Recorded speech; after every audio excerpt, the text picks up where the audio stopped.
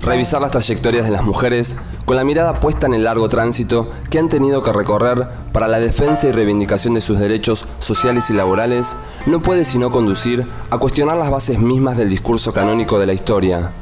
Un relato nacido en el seno del patriarcado, construyéndolas a la sombra del varón universal, profundizando su marginalidad y naturalizando su exclusión.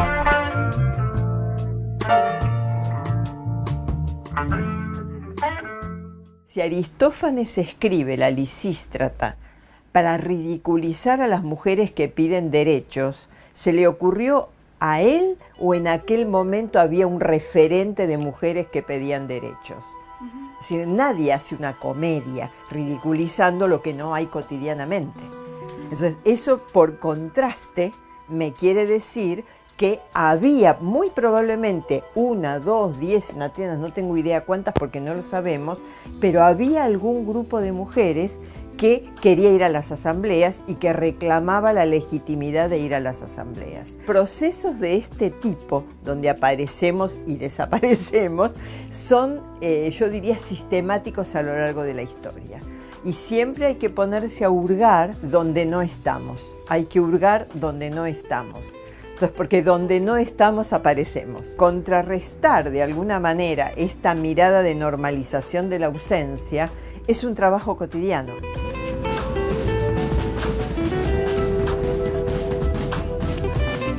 En la Grecia clásica, por ejemplo, el trabajo es denostado, el trabajo físico, manual, el intelectual no trabaja, tiene ocio, o sea que el trabajo es algo que hace el esclavo, el sirviente, doméstico o público, pero que no tiene prestigio alguno.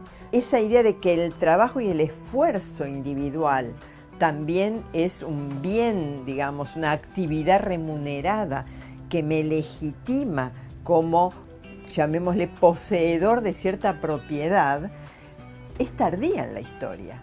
Ahora, el problema con John Locke es que eso se lo reconoce a los varones, a las mujeres no. Y ahí entonces tenemos toda una tensión desde cómo define persona en más, hay toda una tensión donde las mujeres no se sabe qué somos. A fines del siglo XIX, en la segunda mitad, digamos, entre 1850 y 1900, para decirlo en términos generales, lo que se produce es una transformación de la economía, de la política, de la sociedad, de la cultura en nuestro país. Pero las transformaciones económicas van a implicar una mayor demanda de trabajadores, sean varones sin duda, pero también mujeres. Esto va a generar un cambio, ¿por qué? Porque las mujeres van a entrar a lo que se llama el mercado laboral y van a percibir un salario. Entonces, esto va a disociar un poco ese mundo del trabajo antiguo, podríamos decir, donde las mujeres trabajaban en su casa, trabajaban en el campo, atendían un comercio, pero no estaba disociada la vida, lo que sería la vida privada y la vida pública en el trabajo. ¿no? Entonces me parece que ese proceso es bien claro, se puede percibir bien, diría, hacia fines del siglo XIX. Una de las primeras que pretende destrabar la idea de clase y la idea de labor y trabajo como deslindando campos es Alejandra Kollontai en unos famosísimos debates que tiene con Lenin. ¿Cómo termina? Bueno, termina en una embajada, nena, no molestes más acá, andate de embajada, porque realmente todo ese movimiento, tanto los bolcheviques como los anarquistas, Clara Zetkin, es decir, un montón de estas mujeres, esto lo tenían claro, pero las ideas circulaban. Y esto me permite añadirlo o unirlo con el tema del 8 de marzo, que no es la mujer en general en términos románticos, no, es la mujer trabajadora, que es muy distinto. Es decir, hay antecedentes en Chicago, hay antecedentes no sé, en Londres, y hay antecedentes de esta fábrica que porque ellas reclaman un salario y una jornada de 8 horas, el dueño las encierra y la incendia. Y se mueren 140 y pico de mujeres. Entonces, a partir de ahí es el 8 de marzo. Y es el 8 de marzo como la mujer trabajadora. Y esto me parece importante. Porque, a ver, las mujeres de las clases altas no necesitaban esta reivindicación porque usufructuaban de la clase, no del sexo. Siempre iban a tener un buen matrimonio, siempre iban a tener una educación esmerada, porque la clase se lo daba. El problema era con las mujeres de las clases, llamémosle populares, donde esa conexión, esa red no está.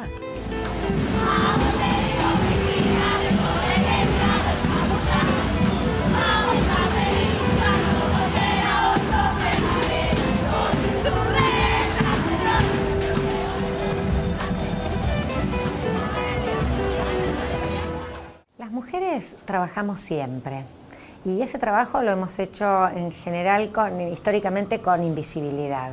Somos la mitad de la población, nosotros decimos la mitad de la historia y la mitad de los trabajos, por lo menos, pero esto ni ha sido contabilizado ni visibilizado muchas veces. Y ahí me parece que sí podemos marcar como un hito que empieza a mostrar una presencia creciente de las mujeres en el mercado laboral que tiene que ver fundamentalmente con la etapa posterior a los 80, incrementada significativamente en los 90, que estuvo bastante asociado a todo el impacto que tuvo en el mundo de la producción y del trabajo el neoliberalismo, porque como contracara de esto, la participación de los varones decreció en el mercado y además lo que hubo tanto para varones como para mujeres, un mercado precario, informal, mal pago, con elevadísimos niveles de desocupación. Cuando hablamos de trabajo remunerado siempre es menos remunerado que. Eso partamos de esa base, incluso hoy en día. ¿Cuándo se incorporan? Se incorporan cuando no hay varones. Cuando no hay varones, por ejemplo, en épocas de guerra. Los varones van al frente de batalla, las mujeres van a las fábricas. Y en las fábricas eso se estudió muchísimo respecto a la Primera Guerra Mundial, sobre todo, porque ya había una conciencia fuerte que venía de la década anterior, todo lo que significó, no sé, de principio de siglo hasta el año 15, 20, que fue muy movilizado. Todo eso se aplaca con la Primera Guerra. ¿Por qué? Porque hay otros valores que se anteponen a las luchas de las mujeres. Cuando los varones vuelven de la guerra, las mujeres tienen que volver al hogar, salvo a trabajos de cuidado. ¿Por qué? Porque la mayor parte de los varones vuelven mutilados o vuelve con trastornos que ahora le llaman trastornos de secuela postraumática, pero en aquel momento era simplemente loco de la guerra. Por lo tanto, pasan a tareas de cuidado. Se convierte en un trabajo de extensión de cuidado natural. Natural lo pongo entre comillas porque evidentemente cualquier persona que tiene brazos puede darle de comer a quien no tiene, pero eso se considera una tarea de mujeres, porque tienen más paciencia, porque son más dulces, porque son cuidadoras natas, naturales. Cuando todas estas cualidades se educan, es decir, nadie es cuando nace no está predeterminado para algo, tiene intereses, necesidades y circunstancias. La incorporación de las mujeres al mercado de trabajo en América Latina es lo que cambia la agenda porque se produce bajo niveles de incorporación masiva, en segundo lugar permanente, y lo que genera es un incremento sostenido de la tasa de actividad de las mujeres. Ahora, cuando yo decía, bueno, tenemos como el dato ya dado en la región de la permanencia y en el caso de Argentina de un incremento sostenido de la tasa de actividad, también tenemos que decir que esa tasa de actividad también está atravesada por una mayor tasa de desempleo para las mujeres y por la presencia de un subempleo muy marcado en el caso de las mujeres.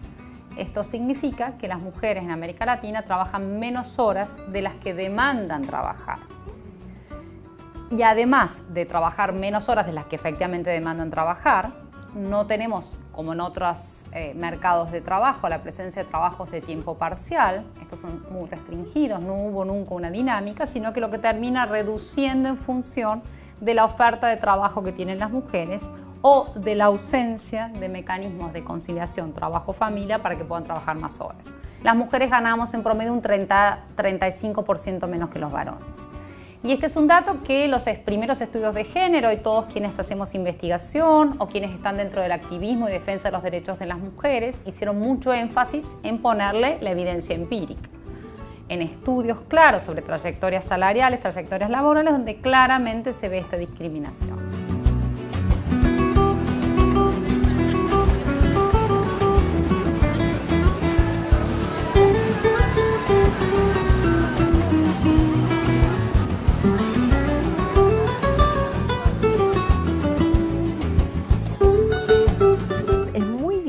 Y esta mujer, Françoise Collin, lo marcó muy bien. ¿Qué entendemos por privado cuando estamos hablando del espacio doméstico de las mujeres, que es el espacio donde vos trabajás en las tareas domésticas? Es decir, toda esta tarea que en sentido estricto no es reconocida como un trabajo. Y que la primera que tabula en horas lo que esto significa fue Christine Delphi, una socióloga, donde redefine la noción de trabajo marxista en base a lo que es esfuerzo y dedicación, no en base a la remuneración, redefine la noción de clase, porque dice, bueno, acá yo tengo la clase obrera, por ejemplo, toma la concepción marxista, pero la clase obrera no es lo mismo para varones que para mujeres, aunque los dos trabajen.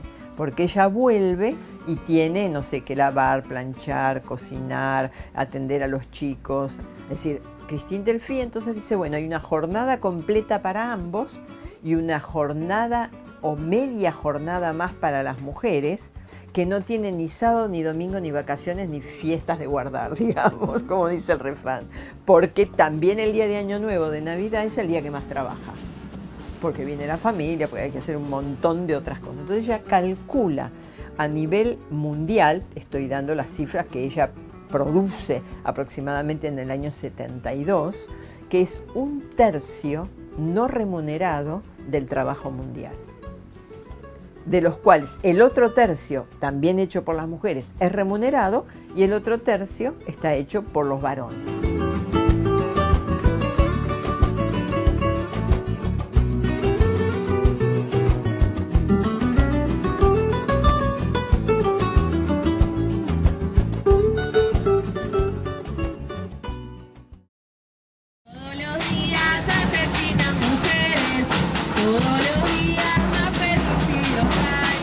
La vida en general y el desarrollo en particular de hombres y mujeres se ha organizado desde muy atrás en el tiempo en derredor de pares dicotómicos que han clasificado a cada sexo en público-privado, razón-emoción, cultura-naturaleza, y se ha operado una segregación atroz a las mujeres, obstruyendo su acceso en equidad a bienes y derechos. El 8 de marzo nosotras lo decíamos cuando pensábamos en la campaña, gran cantidad de acciones que hay este año. Primero, recuperar su sentido conmemorativo, que a veces se pierde, y siempre esta atención que te pone rápido el mercado, feliz día de la mujer, te regalo flores o regalarle algo a la compañía, y no borrar el sentido político. Además, originalmente fue el Día Internacional de la Mujer Trabajadora, esa era su denominación incluso. Yo creo que hemos recorrido realmente una etapa y periodos de enorme ampliación de derechos. La participación de las mujeres en el espacio público, social, político, educativo ha sido profundamente democratizador y pluralizador de nuestra sociedad, ¿no? Era tener a la mitad de la humanidad silenciada y con un recorte impresionante de cantidad de derechos era realmente profundamente injusto y desigualador. Entonces, estos avances, a mí me parece que hoy lo estamos viendo por las actividades planificadas, también nos plantean volver a colocar con más fuerza la agenda del trabajo, con este sentido, digamos, con este sentido de que cuando pensamos el trabajo lo debemos pensar no solo por el trabajo que se produce en el mercado y que se remunera, sino tenemos que tener una mirada más integral de la relación entre lo reproductivo y lo productivo, entre el ámbito privado, doméstico, familiar y el ámbito público. Y entonces la agenda de cuidado, la agenda de condiciones laborales, la agenda de reivindicativa, decimos si queremos buenos salarios, pero cuando discutimos condiciones de trabajo, trabajadores y trabajadoras, tenemos que discutir cómo cuidamos y cómo nos cuidan. Tanto esto es una conclusión que saca Iris Young, que es muy interesante en la política, la justicia, la diferencia, donde ella dice, si nosotros le quitáramos a los sistemas económicos vigentes, cualquiera, el trabajo gratuito de las mujeres, no se sostendrían. Entonces es muy interesante estos análisis, porque por un lado ponen en crisis un cierto modelo del varón trabajador proveedor y la mujer ama de casa, yo no trabajo, soy ama de casa, que es típica respuesta de cualquier encuesta que uno hace así elemental, yo diría en mi barrio. No trabajo, diría la señora del quinto piso que a las 7:30 recibe al nieto, lo aguanta todo el día, lo lleva al jardín, lo trae de vuelta, le da de comer, lo lava, lo plancha, lo viste y se lo entrega de vuelta a su hija, que sí trabaja, porque ella no trabaja, a las 8:30 de la noche, y yo eso lo veo todos los días. Ahora, esta señora dice, yo no trabajo. Entonces hay toda una socialización en cierta identidad de sí que tenemos mujeres y varones, que hace que también veamos que eso es natural.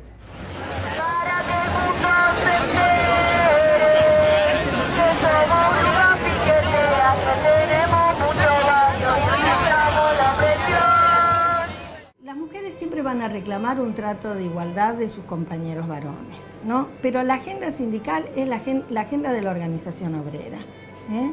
Y entonces, si la agenda es la de la organización obrera, tiene que ver con las mejoras salariales, las mejoras en las condiciones de vida y, ahora, ¿cuáles son las demandas de las mujeres? ¿Cuáles podrían ser las demandas de las mujeres? Quiero dar ejemplos. Cuando las cigarreras hacen su huelga por la introducción de la tecnología, ¿no? Ellas son las más afectadas por la introducción de una nueva tecnología, que es las máquinas bonzas, que son las que empaquetan los cigarrillos. Las mujeres empaquetaban los cigarrillos. Esa introducción tecnológica, ¿a quién perjudica más? A las mujeres. Las mujeres van a la huelga. Los varones al principio las apoyan, las organizaciones sindicales, y después van a decir, no, es mejor lidiar y poner control a la tecnología, y entonces las mujeres van a quedar solas en sus demandas. Diría que para algunas mujeres hay una agenda. El asunto es cómo se dan las discusiones en el seno del movimiento obrero. Y ahí mi hipótesis, o lo que yo sostengo, es que esa agenda es poco permeable a las cuestiones de las mujeres.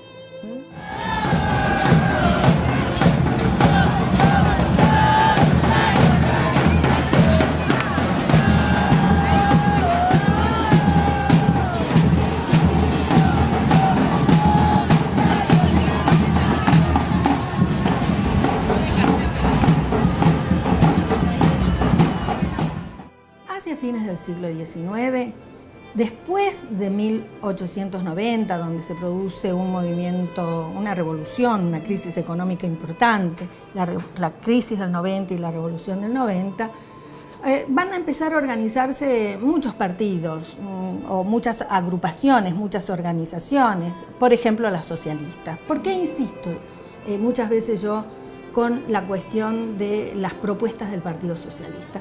Porque allá en el programa mínimo de este partido, en 1895, por ejemplo, ya tenían ciertas demandas que son importantes para pensar lo que es la constitución de una democracia en los diferentes países, ¿no? Lo digo, los países de América Latina en particular y Argentina dentro de ese conglomerado de países latinoamericanos. Y es igual trabajo, igual salario por igual trabajo, el derecho al voto y la necesaria protección del trabajo femenino. Ellos están pensando en la idea de la igualdad, pero al mismo tiempo, ya hacia 1903, están organizando sindicatos femeninos porque consideran que la relación de las mujeres con los varones en los lugares de trabajo y en las organizaciones sindicales no es una relación igualitaria. La CTA, que cuando nace, ¿no? Nacemos en los 90 en la resistencia al neoliberalismo, pero nosotros nacemos en articulación con otros movimientos y la CTA tomó desde el inicio una agenda del movimiento de mujeres, una agenda reivindicativa por la igualdad de género. Y ahora estamos impulsando una reforma integral de la Ley de Contrato de Trabajo que apunta a todo el tema de responsabilidades compartidas y de avanzar con la agenda de cuidado. Y esto, digo con gran satisfacción, que ya no es una agenda de la Secretaría de Igualdad de Género, sino de toda la Central de Trabajadores de la Argentina. Tuvimos nuestra nueva conducción, que fue electa en noviembre, un encuentro federal en febrero definiendo el plan de trabajo del año, y un eje fuerte para toda la CTA del país es la campaña por las responsabilidades familiares compartidas. Creo que esto tenemos que mirarlo en clave de los cambios que se están produciendo en el mundo del trabajo. Hoy nuestros dirigentes sindicales varones están diciendo: queremos que se avance con la licencia, queremos que esto sea una agenda que llevamos adelante. En nuestras provincias, cuando nuestros dirigentes hablan, lo incluyen la licencia por violencia de género, que es otra iniciativa que impulsamos desde el sector docente, desde la CTA. Me parece que claramente habla de una etapa de cambios, de estos que son los que también están asociados a cambios culturales, que a veces uno puede leerlos cuando lo mira como más a lo largo del tiempo.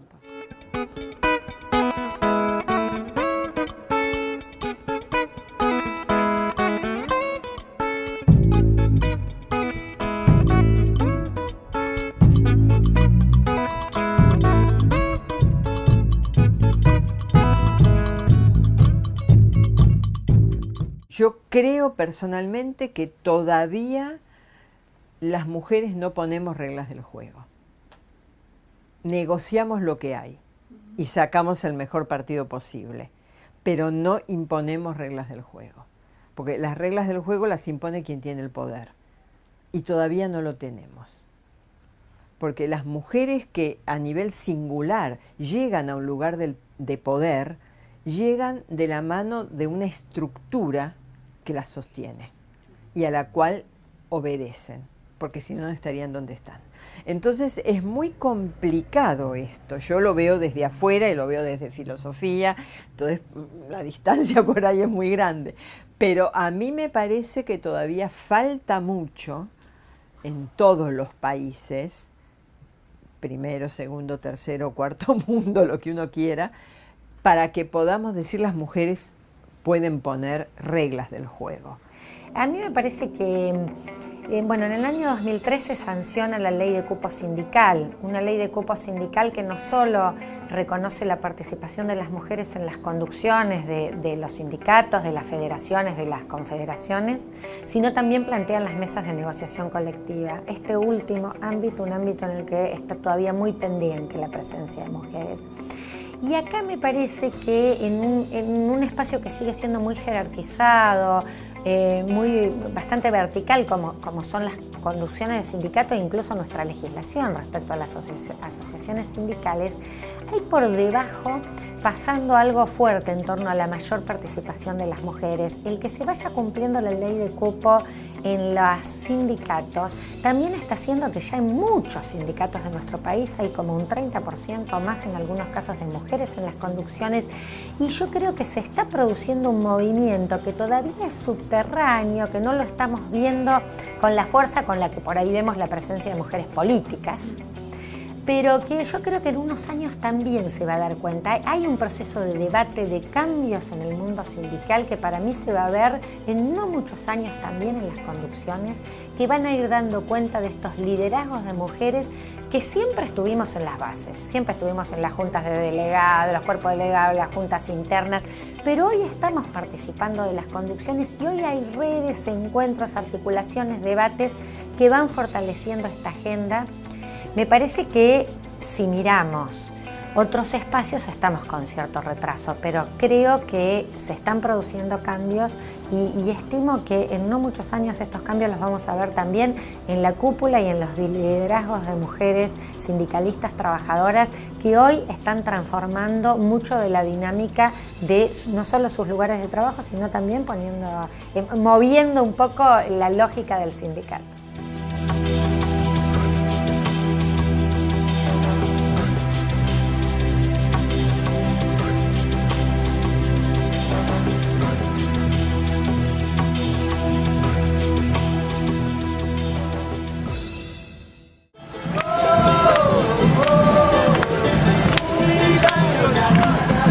La distribución desigual y designación diferencial de tareas, ámbitos por donde circular, atributos, capacidades y perfiles emocionales según el sexo-género fueron tejiéndose culturalmente e instalándose en las subjetividades a fuerza de ocultar su origen arbitrario para convertirlo en un producto de la naturaleza.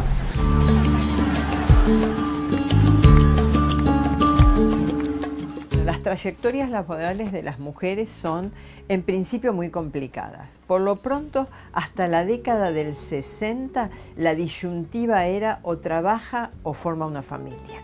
Y eso es una elección de hierro que los varones no tienen. Es más, es prestigioso que tenga una familia, porque no es un señor boyante que anda a saber qué es lo que hacen de su vida. Entonces, eso ya nos pone en un piso opcional diametralmente opuesto. Después aparece, bueno, las mujeres que se plantan y dicen, ¿y por qué tengo que elegir? De hecho, las mujeres de las clases populares nunca tuvieron que elegir porque tuvieron que hacer las dos cosas siempre. Esa es una elección burguesa en última instancia. Entonces dicen, no, yo no quiero elegir, quiero tener hijos, quiero tener una familia y quiero seguir en mi profesión. Y reconocer y ser reconocida en mi profesión. Porque en principio, ¿cuál es el imaginario? Bueno, ella se entretiene, tiene para sus gastos, le da algún gusto a los chicos y es maestra porque son X horas de trabajo, está en casa la mayor parte del tiempo, donde estás corrigiendo y haciendo mil cosas, porque no son las 4 horas que vas y das clase, pero como eso lo haces mientras lavas la ropa y controlas que los nenes hagan los deberes, no computa. A ver, es bien interesante. Aide Virguín, una querida feminista argentina, presidenta de ELA, tiene una frase histórica muy interesante que dice que no existen problemas de las mujeres, sino la sociedad atravesada por los problemas de las mujeres. Y ahí nos sintetiza claramente esta problemática a la cual hacías referencia. La tensión de la falta de medidas de conciliación trabajo-familia la soportan claramente las mujeres. No se distribuye porque al interior del hogar este concepto de familia como una suerte de matriz idealizada, una suerte de equipo cooperativo es totalmente falso. El feminismo ha sido muy claro en identificar las situaciones, mencionamos algunas atravesadas a la violencia, hay asimetrías de género, generacionales, hay distintas, y ahí las mujeres no tienen un ámbito protegido, como sí lo podrían llegar a tener en caso que sean trabajadoras asalariadas formales, y quizás no puse tanto énfasis en también marcar de que el mayor componente de informalidad laboral termina siendo en el ingreso de las mujeres al mercado de trabajo. Los varones tienen una trayectoria de salarización formal mucho más sostenida y por lo tanto tienen también acceso y una cultura de seguridad social que las mujeres no tienen. Pero dado esto, en el ámbito, si son asalariadas formales, tienen los mecanismos, por ejemplo, de discusión colectiva del trabajo, lo que nosotros conocemos como la discusión de los convenios colectivos de trabajo, las negociaciones sindicales. En el ámbito privado, negocia cara a cara con su pareja. Y esta negociación cara a cara, en asimetrías y en modelos patriarcales como los que tenemos establecidos en nuestra región, es muy dificultoso llevar adelante. Pero además, el riesgo o el temor siempre está, la posibilidad de una presión por el retiro de la mujer del mercado de trabajo.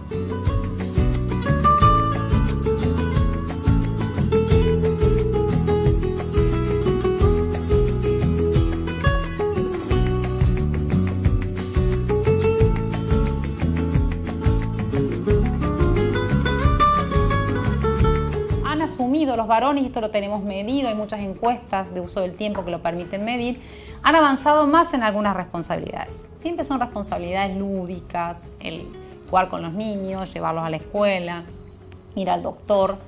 No lavan, no cocinan, no planchan, no cuidan a sus adultos mayores. Este es un tema que siempre subrayamos. De todas maneras, los varones avanzan en este cuidado, pero no avanzan efectivamente en un gran punto central, que hay suficiente literatura también que da cuenta de esto, que es el gran problema de la inequidad, que es la división sexual del trabajo. Hasta tanto esto no sea equitativo, no haya acuerdos, pero que esto también no se refleje. Y hablamos de los varones, pero también hablamos de los empresarios y también hablamos de las políticas públicas. Gran parte de donde se asienta la burocracia estatal es también en pensar en una elasticidad infinita de las mujeres para sostener tantas jornadas de trabajo. No hay una consideración, vos ves que en general los programas no han profundizado sobre esta dinámica, ingresan y salen de la agenda, a veces quedan algunas políticas, bueno, extender la jornada de nacimiento, digamos, de días de licencia por nacimiento a los varones, nunca termina en traducirse. Hoy por hoy, Argentina, ley de contrato de trabajo, solamente 2 días hábiles tienen los varones por nacimiento de los niños. Algunas jurisdicciones han avanzado. Hay algunos temas vinculados más a la lactancia materna, la famosa ley de lactarios que se da en este último tiempo, pero no hay un ingreso fuerte en la política pública, porque hay un presupuesto que las mujeres pareciera que no están tan disconformes. Y en realidad ese pareciera es el gran punto de invisibilización, porque es cierto que a las mujeres les cuesta mucho hacerlo visible, pero el temor es mayor de perder la posibilidad de sostenerse dentro del mercado de trabajo. Y esto atraviesa todas las clases sociales, para volver a retomar algunos de los puntos que trabajamos. De segregación lateral, otro. Y de segregación en ascenso, otro. Porque muchas veces las mujeres son las primeras que dicen, no, tal cargo de mando no lo quiero, de gerenciamiento, por ejemplo, porque no tengo disponibilidad de 24 horas para que me llamen con el VIP a las 3 de la mañana y me digan, tenés que venir urgente porque pasó tal cosa. Porque prioriza su familia, es decir, prioriza su rol. Y uno podría decir, ¿es una elección voluntaria? Claro que es voluntaria, pero hay una presión social, una socialización y una estructura social que acompaña interesadamente esa decisión voluntaria. Entonces ahí hay, esto también lo estudió muy bien Delphi, cuando mostró, bueno, toda esta idea vieja del techo de cristal, etcétera, etcétera, del suelo pegajoso que no terminas de remontar. Es decir, tiene mucho que ver, y eso se ve en las estadísticas. A igual formación, el hombre mucho más joven asciende a cargos más altos. Primero, por una cuestión de autoestima. O sea, el varón ha sido socializado en su mayor autoestima. Y eso es así. Y además tiene la posibilidad material, porque sabe que si un día levanta el teléfono y dice, mira, no voy a cenar porque tengo una cena de negocios o porque se atrancó la máquina y me tengo que quedar hasta las 12, hay alguien en la casa que va a bañar a los chicos, los va a poner en la cama, los va a atender, los va a cuidar, etcétera, etcétera. Cosa que es muy difícil que una mujer haga. ¿Por qué? Primero, porque está todo este estereotipo de mala madre que mencionábamos recién. Después, porque todavía pesa mucho esta cosa del qué dirán. Mirá la hora que es y no volvió a la casa.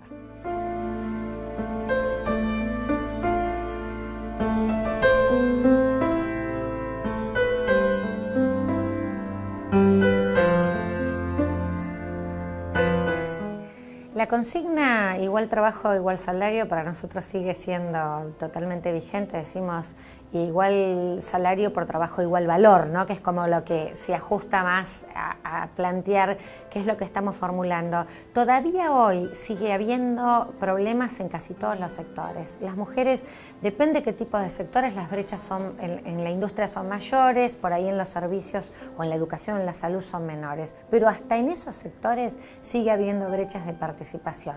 Y esto muchas veces se compone no por si estoy en una oficina, en cualquier administración pública, me pagan distinto que mi compañero que trabaja al lado varón, sino que se compone por qué sectores accedemos. Por ejemplo, una mujer que acceda a jefaturas, por ahí la jefatura la llaman de otra manera y nosotras accedemos o a la administrativa o a la jefatura de recursos humanos, pero las jefaturas técnicas se pagan más. Y tenemos prácticamente la misma responsabilidad, tenemos o más, pero sin embargo hay distintas formas de que no se haga realidad esta consigna de igual trabajo, igual salario. No siempre es por una discriminación directa, sino que se combina por este tipo de cuestiones, porque no estamos trabajando en los mismos lugares, pero tampoco lo hacemos con el mismo tiempo. Por esta cuestión también de que cuando miramos la brecha, vamos a ver la brecha horaria. Porcentualmente casi trabajamos como un 30% menos de horas, porque tiene que ver con esto de cómo se concilia, entre comillas, esta resolución trabajo-familia, que es además esta resolución que si la seguimos resolviendo, como se resuelve mayoritariamente en Argentina a través de las familias, esto sigue reproduciendo brechas de desigualdad.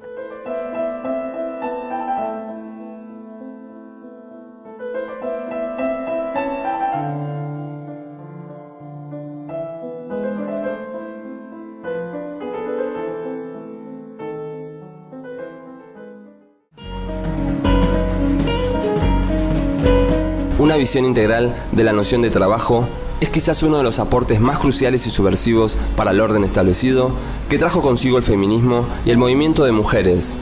El reconocimiento del trabajo doméstico, la evaluación de su aporte a la economía de los estados, es uno de los puntos sensibles para idear y profundizar políticas públicas equitativas.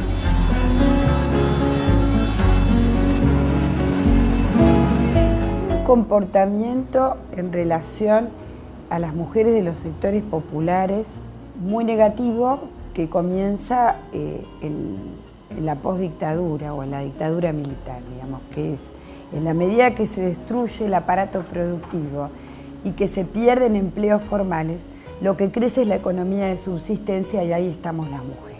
¿Por qué eso? Porque se habla de feminización de la pobreza, que es un término que fue acuñado en la década del 90, que yo quisiera acá decir algunas cuestiones.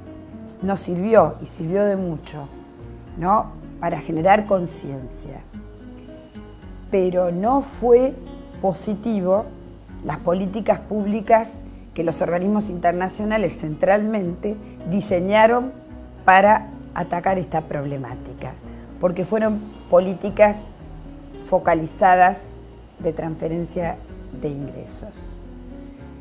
Creo que hoy hay más conciencia de ese fracaso, digamos, y poco a poco se va haciendo, digamos, más claro de que hay condiciones estructurales de género, que impiden que las mujeres tengan mejores condiciones laborales y que tiene que ver fundamentalmente con uno de los factores, mejor dicho, pero muy importante, es el rol preponderante que las mujeres tienen en relación a la reproducción social, al cuidado de los niños. Estos fenómenos están vinculados. ¿Por qué hay mayor presencia o se empezó a hablar de este proceso de feminización de las mujeres en la pobreza? Bueno, precisamente por la incidencia, porque al interior del hogar no se distribuyen equitativamente ni las responsabilidades ni los bienes a los cuales hay acceso. Las mujeres generalmente son las últimas que van a participar, digamos, son las que cocinan, son las que van a poder, esta idea, esta figura que sean nuestras abuelas de estirar la olla al máximo posible, pero en desmedro propio. ¿Por qué? Porque van a privilegiar, primero se va a privilegiar al varón como proveedor,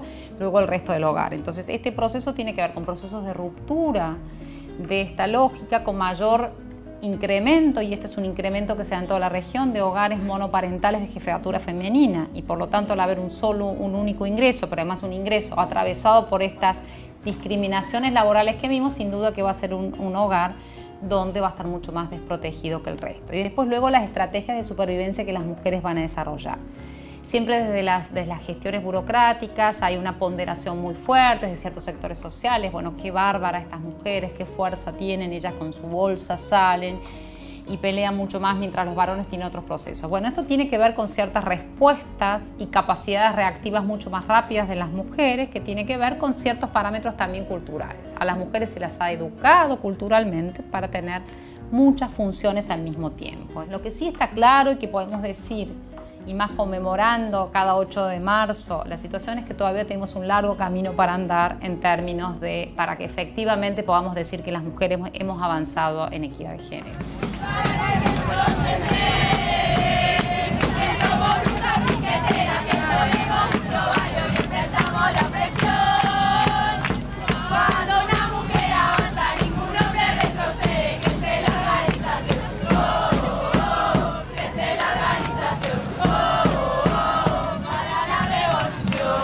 Cuando uno ve, digamos, los sectores más empobrecidos o más desfavorecidos, son las que tienen más problemas de reingreso al mercado de trabajo. Entonces, la cuestión de los cuidados es central. Y hay otras cuestiones. Por ejemplo, hay sectores donde falta recalificación laboral. Tenemos, más allá de los números que son controvertidos, digamos, ¿no es cierto? Si uno toma el dato del INDEC, también se distingue que hay un sector muy amplio de los argentinos y las argentinas que viven en situación de pobreza. Hay una pobreza estructural donde todos los procesos de mejora y transformación y de diseño de política pública no han podido modificar ni sacarlos de la pobreza. Y en ese sector el papel de las mujeres es preponderante y el de los niños, por eso se sigue hablando. En menor medida, digo, porque es una definición que ha sido bastante inútil en relación a las respuestas que tuvieron los estados, pero podemos decir que hay feminización de la pobreza del mismo modo que hay también infantilización de la pobreza. Se cansó de que la tengan controlada. No me importa saber qué dice la iglesia. En ese típico casorio opresor yo me voy a la mierda. Feminismo social y voy adelante. Por el aborto legal y gratuito. Las mujeres salimos a la calle. Todas juntas derribamos al machismo. Si uno ve la historia, las políticas maternalistas se han impuesto, digamos, ¿no es cierto? ¿Y por qué hay lucha? Porque estas cuestiones están invisibilizadas, naturalizadas y forma parte como casi de la naturaleza social, aunque es contradictorio, no se puede hablar de una naturaleza social, si fuera naturaleza no sería social. Y esa es la explicación. Lo primero que se me ocurre es el programa de educación sexual. Ha sido muy caro para nosotras, hemos luchado muchos años para que haya un programa de educación sexual. La ciudad de Buenos Aires, la ciudad más rica del país, no implementa el programa de educación sexual. ¿Y qué debemos hacer? Denunciarlo. Hay un incumplimiento de la ley. Entonces, tenemos estados lábiles y con muchos problemas de implementación de políticas en todos los terrenos, pero en las políticas que tienen que ver con las cuestiones de género, ahí hay creencias, hay actores que se movilizan y todavía obturan, por un lado. Y yo insisto, digo, para que efectivamente pueda haber un impacto, yo creo que tiene que haber un programa nacional, obviamente con acuerdo de las provincias, pero un programa nacional fuerte. ¿Y cuál es la cuestión? No hay intervenciones estratégicas, nos faltan esas intervenciones estratégicas. Sí, hay un desafío pendiente en las políticas públicas. Cuando yo hablo de políticas públicas no hablo donde generalmente pensamos que se deben resolver los temas, que es el poder político administrativo, que sería nuestro poder ejecutivo. Atraviesa el poder legislativo, donde hay una ausencia tremenda. Si vemos solamente la composición de las comisiones centrales, las comisiones aquellas que tienen un peso institucional mayor, casi no hay mujeres a cargo, no ha habido mujeres en la historia. Sí hay mujeres en salud, en vivienda, en los temas más sociales. Del mismo modo en términos del Poder Judicial y de las formas de resolución. Hay una hay una autora muy interesante, Naila Kabir, que ya habla, no hay neutralidad, sino que hay una ceguera al género. ¿Qué significa? Hay una intencionalidad de apartar a las mujeres los contextos de su vida. Yo no puedo tomar dos trayectorias laborales, y si las analizo de varón y de mujer, como si estas dos trayectorias no estuviesen atravesadas. Por lo reproductivo, pero no solamente, porque ahora estamos, como el cuidado está ingresando débilmente, pero por lo menos las tensiones del cuidado están ingresando en la discusión pública, todavía no en la agenda, pero está ingresando en la discusión pública, tendemos a ver como que el problema solamente de las mujeres para un buen desempeño en su carrera laboral es la responsabilidad de cuidado, y ese no es el único. Son las reglas de desempeño y las posibilidades que tienen las mujeres para acceder a mejores capacitaciones, a mayores posibilidades de rotación dentro de los puestos de trabajo, etcétera, etcétera. O sea, la responsabilidad de cuidados la atraviesa, pero también la dinámica y la oferta y la pérdida de responsabilidad que tienen los propios empleadores, que este es un tema también poco analizado en relación a lo que van a ofrecer a sus trabajadoras, es un tema importante. Entonces, el Estado tiene una responsabilidad clara allí, el Estado está obligado, el Estado ha suscrito y ratificado todas las convenciones y todos los mecanismos que van garantizando una vida autónoma y equitativa, igualitaria para las mujeres. Bueno, esto significa que son obligaciones que hay que cumplir. Creo que hay algunos cambios que se han dado en relación a qué agenda pública tenemos y esto sin duda se lo debemos a la presencia de las mujeres en el espacio público. Nosotras venimos con todo, digamos, el espacio público y traemos todo lo que teníamos allí en el ámbito privado. Por eso hoy la violencia, y sobre todo en el seno de la familia, la violencia contra las mujeres con características es un tema de debate público, los derechos sexuales y reproductivos, el debate del aborto. Digo, ¿por qué son agenda pública? Y porque salimos, y las mujeres cuando salimos con esto, ¿no? Y lo podés ver incluso en los liderazgos. Nosotras cuando hablamos, estamos atravesadas por nuestras vidas privadas, por nuestra historia del ámbito privado. Y salimos con esto, y esto en la agenda, esto incluso fue un debate fuerte en los movimientos de izquierda y en el propio movimiento sindical en los 70, a donde se decía, no, miren, luchamos por un mundo distinto, cuando logremos ese mundo y la igualdad, que sobre todo tenía que ver con las cuestiones de clase, ¿no? con la cuestión de la igualdad en esos términos, decían después se va a derramar de algún modo la igualdad de género, la no discriminación, los nuevos derechos, ¿no? El reconocimiento de lo que se habla como de nuevos derechos de nueva generación. A mí me parece que esto es parte del proceso que viene haciendo Latinoamérica, que venimos construyéndonos como mirándonos parecidos a Argentina con cierto retraso, mirándonos cuánto de latinoamericanos somos, y en ese camino nuestros movimientos populares, nuestro movimiento sindical viene haciendo un proceso que yo creo que el desafío de estos años es profundizarlo,